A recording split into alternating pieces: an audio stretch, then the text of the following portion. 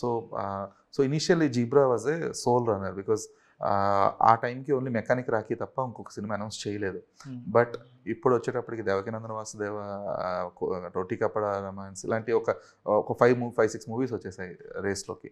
So and Chiranjeevi గారు గెస్ట్గా రావడం అనేది మీ సినిమాకి కొంచెం అంటే జనాలు ఇంకా ఎక్కువ పరిచయం చేసింది, మైలేజ్ వచ్చింది.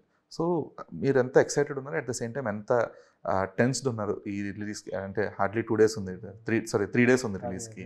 సో ఈ 3 daysలో సినిమా వచ్చి ఎంతవరకు నిలదొక్కగలుగుతుంది థియేటర్స్లో?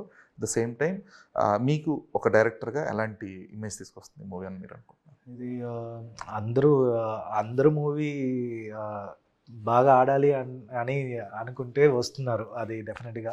Even Vishwak Sen or Ashok Galla, every one has that dream like Satya what is having it. So అందరు మూవీ ఆడాలి డెఫినెట్గా.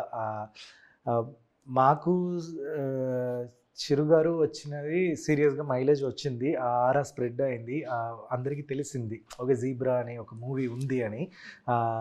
That really helped a lot.